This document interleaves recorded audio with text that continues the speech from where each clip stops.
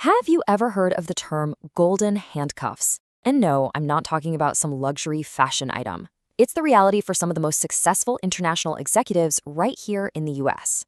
We're talking about careers being put on pause, basically locked down by the very green card process that's supposed to be securing their future.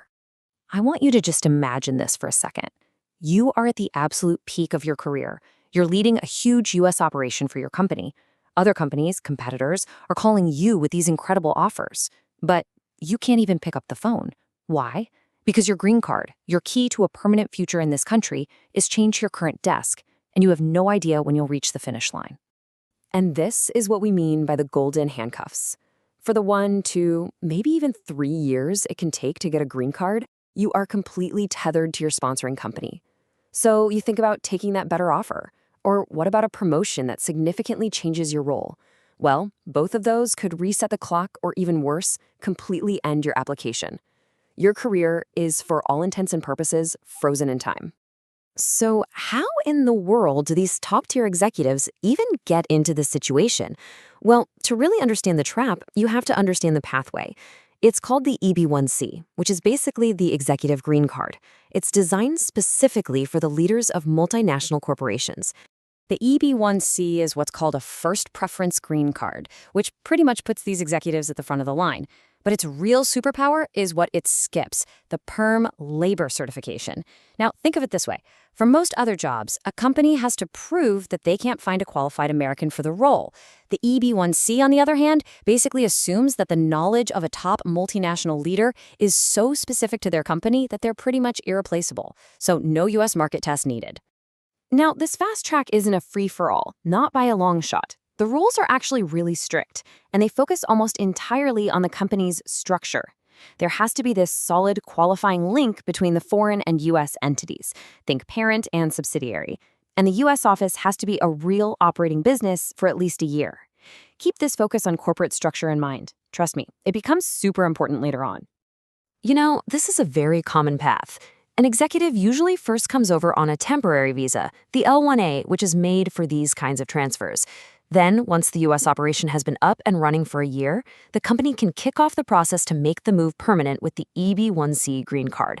It's a really logical progression, right? From a temporary leader to a permanent one. Okay, so you're stuck in this waiting game, your career is on hold. Is there any hope? Is there like a key to unlock these handcuffs? Well, U.S. immigration law actually says yes. It offers a potential escape hatch, and it's called the AC-21 portability rule.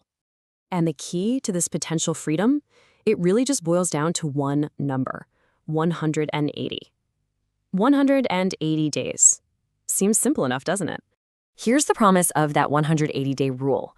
So after your employer files the final piece of the green card puzzle, that's the I-485 application, a timer starts. And once that application has been pending with the government for 180 days, you can, in theory, take your application and port it to a new company, as long as the new job is considered same or similar.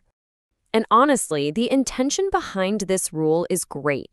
Lawmakers realized, hey, it's just not fair to trap all this talented and people in jobs for years and years just because of processing backlogs.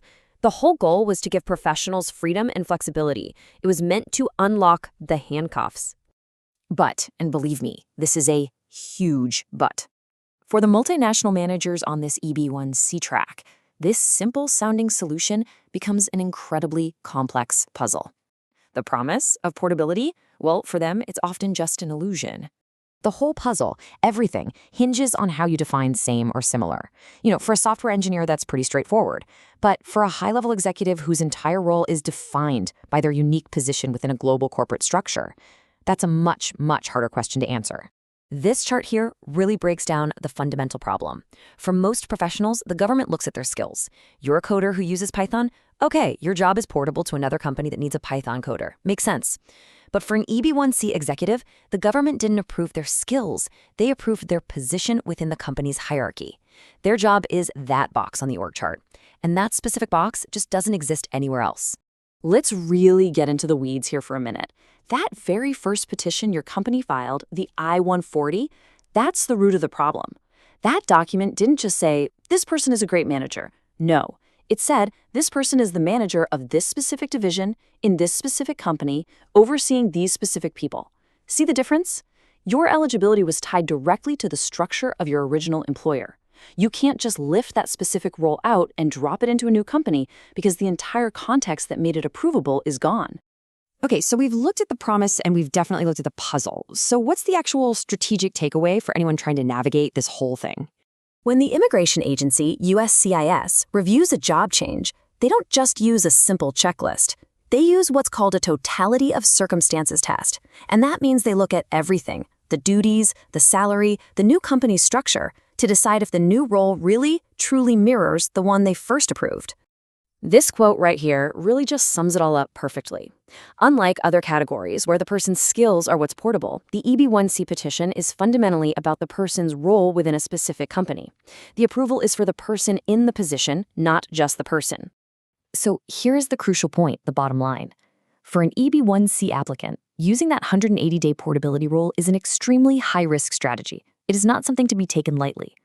Before even considering a new job offer, a really deep analysis with experienced immigration counsel isn't just a good idea, it is absolutely essential to avoid jeopardizing years and years of work. And that leaves us with our final thought, really. The law seems to offer portability as a right, something to provide flexibility. But for the very executives and managers this premier green card category was designed for, it ends up functioning more like a riddle, and it's a riddle with incredibly high stakes.